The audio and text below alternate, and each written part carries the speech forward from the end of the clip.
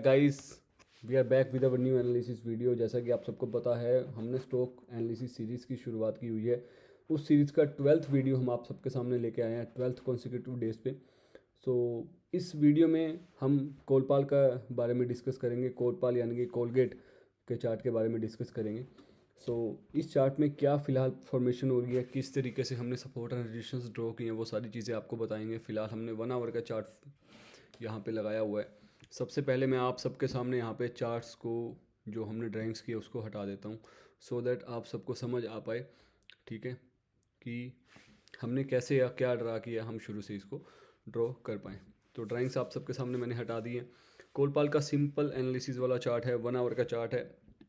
Chart देख के वैसे बिना कुछ ड्रॉ किए ही काफ़ी लोगों को समझ आ रहा होगा कि प्राइस, सबसे पहले ना हम देखेंगे कि सबसे टॉप का रेजिस्टेंस और नीचे का सपोर्ट क्या है, उसके बाद हम बीच के निकालेंगे, सो दैट आपके लिए कॉम्प्लिकेटेड ना हो। सबसे पहले हम एक हॉरिजॉन्टल रे लेंगे, जो आप यहाँ से जाके ले सकते हो, इस यहाँ से, ठीक है, यहाँ से ले सकते हो। मैंने इसको फेवरेट किया हुआ तो मैं यहाँ से ही मैंने इसको पिक कर लिया। अब यहाँ पे आके हमने क्या देखा है, हमने देखा कि कोलपाल ने जो ये 2500 वाला लेवल है, इसको ये ब्रेक नहीं कर पा रहा है। सो हम यहाँ पे एक रेजिस्टेंस मार्क करेंगे। अब जैसे कि मैं अपनी हर वीडियो में आपको बताता हूँ, मैं यहाँ भी आपको बता रहा हूँ, सपोर्ट और रेजिस्टेंस एक एरिया होता है। सपोर्ट और रेजिस्टेंस कभी भी एक पॉइंट नहीं होता, ये एक एरिया होता है ना, लेवल्स जिसको हम बोलते हैं, ये एक एरिया होता है। सो हमने ये मार्क कर दिया area. So this is the area जहाँ से कोलपाल रिजेक्शन ले रहा है इसके ऊपर बार बार, ठीक है जी। ये हमने एक रेजिस्टेंस मार्क किया। Now we are going to mark a support. अब सपोर्ट कैसे हम मार्क करेंगे, देखो, पहले तो हमें यहाँ दिख रहा है कि ये भी एक सपोर्ट एरिया है, बट उससे पहले ये एक सपोर्ट एरिया हम मार्क कर देते हैं, जस्ट फॉर योर नॉलेज, कि यहाँ भी एक सपोर्ट एरिया है। अब ये देखो, यहाँ जो अगर आप बार बार हमारी वीडियोस देखेंगे तो आपको समझ आ जाएगा, यहाँ जो एरिया ये विक्स हैं, ये विक्स बाहर आ रही हैं इस एरिया में, इस एरिया में या इस एरिया से नीचे कोई क्लोजिंग नहीं हुई है, तो ये बहुत ही अच्छा सपोर्ट है। अब हम इसके बीच में जो सपोर्ट्स हमें दिख रहे हैं या रेजिस्टेंस हमें दिख रहे हैं, हम वो मार्क करते हैं। सबसे पहले हम यहाँ आ जाएंगे, एक ये है, ये क्यों है मैं आपको दिखाता हूँ। अब देखो, जब भी अभी लग जाएंगी हॉरिजॉन्टल लाइंस, आपको अच्छे से समझ आएगा। ये देखो कितना अब नीट एंड क्लीन चार्ट हो गया। अब मैं आपको दिखाता हूँ पहले सबसे नीचे वाले का। यहाँ पे एक सपोर्ट एरिया था, फिर यहाँ एक सपोर्ट, फिर यहाँ एक सपोर्ट, 3 टाइम सपोर्ट लिया। 2 या 2 से ज़्यादा बार जब भी मार्केट सपोर्ट लेती है या रेजिस्टेंस लेती है, या जहाँ भी 2 या 2 से ज़्यादा पॉइंट्स मिल रहे हो, वहाँ एक सपोर्ट रेजिस्टेंस बनाया जा सकता है। सबसे ऊपर देखेंगे 1 रेजिस्टेंस, 2, 3, 4, 5, 6 टाइम यहाँ पे टच हो चुका है, तो एक अच्छा स्ट्रॉन्ग रेजिस्टेंस है। अगेन हम यहाँ पे देखेंगे 1, 2, 3 टाइम टच हुआ, 3rd टाइम ब्रेकआउट कर गया, ये एक रेजिस्टेंस था। फिर इसने यहाँ पे आके सपोर्ट का एक्ट किया, जैसे यहाँ पे सपोर्ट, यहाँ पे सपोर्ट, यहाँ पे सपोर्ट, ये देखो कितना अच्छे से सपोर्ट लिया। तो ये कि बहुत अच्छा रेजिस्टेंस है। अब आप पूछेंगे सर ये क्या है, यहाँ पे नीचे आके ब्रेक डाउन दिखा था, बट ये सस्टेन नहीं कर पाया, वापस चला गया। यहाँ पे आके देखें, इस कैंडल में वापस इसने आगे सपोर्ट लिया, फिर यहाँ पे आके सपोर्ट लिया। हम एरिया क्यों बोलते हैं सपोर्ट और रेजिस्टेंस को, वो आप यहाँ से देखें, इसलिए बोलते हैं क्योंकि इस एरिया में आके सपोर्ट ले रहा है कैंडल, यहाँ भी इस एरिया के बीच में क्लोज ज़रूर हो रही है, लेकिन इस एरिया से नीचे नहीं हो रही, इसलिए हम एरिया, ये देखो यहाँ पे वीक आई है। तो आप एक पर्टिकुलर पॉइंट मार्क नहीं कर सकते, it's all about the area support and resistance. अब ठीक है, ये 3 सपोर्ट एंड रेजिस्टेंस आप समझे। ये रेजिस्टेंस था, फिर सपोर्ट का काम करने लग गया, अब ये फिर से सपोर्ट का काम करेगा। अब इसके बीच में हमें एक छोटा सा और रेजिस्टेंस या सपोर्ट देखने को मिल रहा है, जो अब एक सपोर्ट का काम करेगा। पहले रेजिस्टेंस था, ध्यान से देखेंगे इसको थोड़ा सा मैं, अच्छा एक और चीज़ है, अगर ये चीज़ें आपने पहले ड्रॉ की होती ना, तो आपको इजी होता आप देखने में, क्योंकि मैंने पहले ड्रॉ की हुई थी। अब हम ये जो बीच वाला सपोर्ट अगर हम अब ड्रॉ कर रहे हैं ना, कुछ सपोर्ट आपको अब थोड़ा सा समझने में शायद मुश्किल ना हो, बट मैं आपको अच्छे से समझाऊंगा, ध्यान से समझना कि हमने यहाँ क्यों ड्रॉ किया है। हाँ, जब चार्ट्स रन कर रहे होते हैं तब हमने ड्रॉ किए होते हैं, वो चीज़ें समझ आती हैं बाद में कुछ। अब ये तो आपको समझ आ गया, ये भी आपको समझ आ गया, ये भी आपको समझ आ गया, सबसे ऊपर है, ये सबसे नीचे है, ये भी नीट एंड क्लीन है। यहाँ पे थोड़ा सा मैं आपको, अगर हम इसको ओपन करें और ज़्यादा, आपको और अच्छे से समझ आएगा। जो ये वाला सेकंड वाला हमने सपोर्ट बनाया है, अब इसको आप ध्यान से समझना, अब आपको पॉइंट्स यहाँ समझ आएंगे।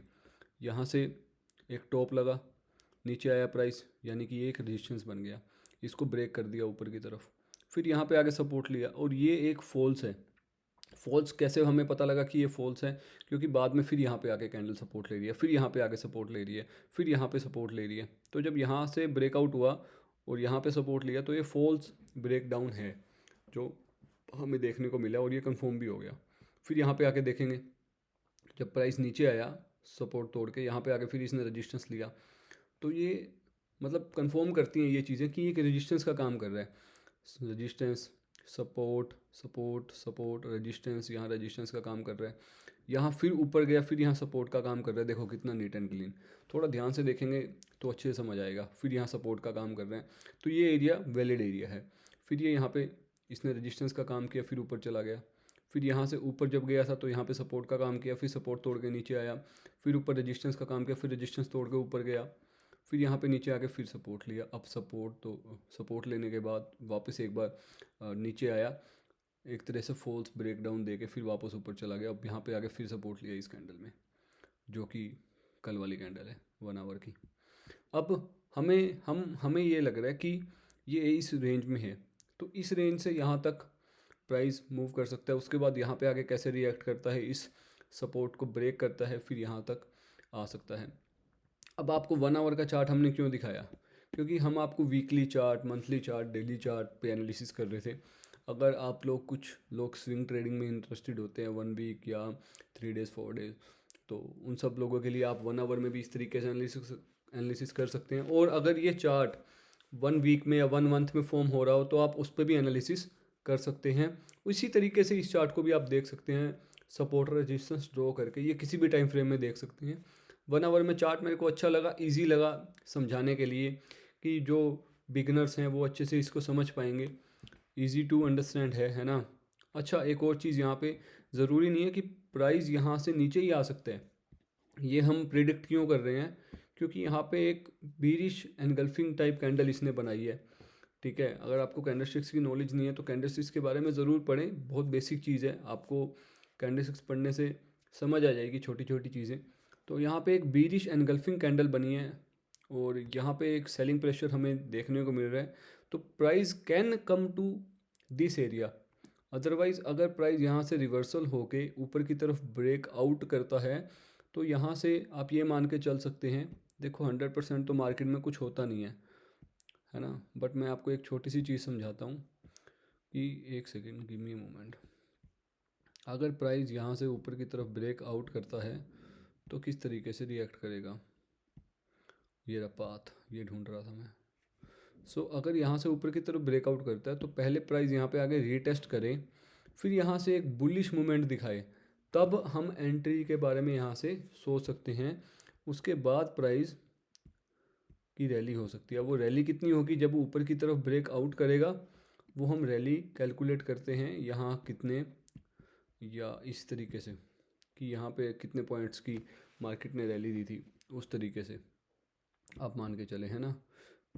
तो हम इस तरीके से उसको कैलकुलेट करते हैं, या फिर हम अपने रिस्क रिवार्ड को देख के भी कैलकुलेट कर सकते हैं कि फॉर एग्जांपल अगर प्राइस यहाँ से थोड़ा मोमेंट दिखाता है तो इस जो ये सपोर्ट बन जाएगा, जो फिलहाल रजिस्टेंस है, इसका रिस्क क्या है, एटलीस्ट 1:3। अगर हम 2 या 3 डेज़ के लिए होल्ड कर रहे हैं तो 1:3 के आसपास हम रिस्क रिवॉर्ड लेके चल सकते हैं। 1:2 पे हम पार्शियल बुकिंग करना शुरू कर सकते हैं। या फिर इस एक और तरीका है जो कैलकुलेट करने का है, जो काफ़ी लोग करते हैं कैलकुलेट, वो है ये कि आप यहाँ से ना इसको वो ले सकते हैं, इसकी रेंज कैलकुलेट कर सकते हैं प्राइस की। ये रहा, प्राइस की रेंज कैलकुलेट कैसे होगी वो मैं आपको बताता हूँ। बड़ा ही सिंपल है, अगर आपने वो प्राइस की रेंज कैलकुलेट करी तो आपको काफ़ी चीज़ें यहाँ से समझ आ जाएंगी। इस तरीके से, जैसे अभी 50 रुपीज़ के आसपास की रेंज है, तो ये आप कैलकुलेट कर सकते हैं कि 50 रुपीज़ की रेंज है, तो 50 रुपीज़ आप यहाँ से ऊपर की तरफ कैलकुलेट कर सकते हैं। तो 1:2 के आसपास आपको ऑलमोस्ट यहाँ से मिल जाएगा। इन केस ये ऊपर की तरफ ब्रेकआउट करके रीटेस्ट करने आता है और रीटेस्ट करते टाइम आपको बुलिश मोमेंट यहाँ पे देखने को मिलता है, बुलिश प्राइस एक्शन देखने को मिलता है, तब यहाँ कंसोलिडेट होकर ऊपर की तरफ जाता है। ये उस केस में आप अपनी एनालिसिस बना सकते हैं, क्योंकि आपकी जो एनालिसिस होगी वो चार्ट्स के बेसिस पे ही होगी। चार्ट्स क्या कहेंगे वही आप आप एनालिसिस करेंगे ना।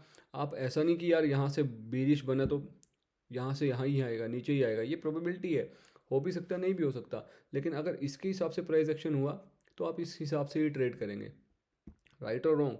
और अगर, क्योंकि देखो अब यहाँ पे एक प्राइस एक्शन बना है, रजिस्टेंस से हमें बेरिश कैंडल देखने को मिली है, तो काफ़ी लोग यहाँ पे बेरिश भी होंगे, बेरिश उनका सेंटिमेंट भी होगा, बट यहाँ पे बेरिश सेंटिमेंट बनाने से पहले आपको एक चीज़ मान के चलनी है कि यहाँ पे आप देखें बार बार रजिस्टेंस रजिस्टेंस 2 3 4 5 6 छः बार एक रजिस्टेंस मार्केट ले चुकी है, और बार बार आप ध्यान से देखेंगे ना, नीचे से भी हमें लोअर हाइज देखने को मिल रहे हैं, प्राइस ऊपर की तरफ आ रहा है।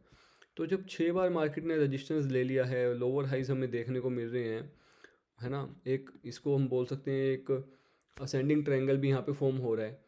तो अगर प्राइस ऊपर की तरफ, और ये रजिस्टेंस फिर वीक हो चुके हैं ना, तो प्राइस ऊपर की तरफ ब्रेकआउट कर जाए तो कोई बड़ी बात नहीं होगी।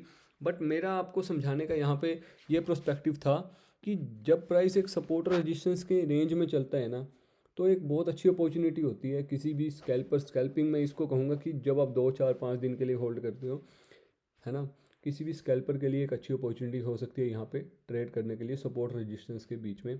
तो आप इस तरीके से प्राइस को एनालिसिस कर सकते हैं। अब ये किस तरीके से रिएक्ट करेगा वो हम आने वाले दिनों में वेट देखेंगे, 1 आवर का टाइम फ्रेम है। तो ये वीडियो एक एजुकेशन पर्पज़ के लिए थी, यहाँ पे कोई मैं आपको इन्वेस्टमेंट एडवाइस नहीं कर रहा हूँ। किसी भी इन्वेस्टमेंट करने से पहले अपने फाइनेंशियल एडवाइज़र से ज़रूर सलाह लें। सो अगर आप चैनल पर नहीं हैं तो ज़रूर सब्सक्राइब करें, बेल आइकन को ज़रूर दबाएं, सो दैट आप कोई भी वीडियो मिस ना कर पाएँ। डेली हम आपके लिए कोई ना कोई एनालिसिस वीडियो लेकर आते रहेंगे। So thank you my dear friend, God bless you, wish you get success in trading. Subscribe to our channel, thank you so much.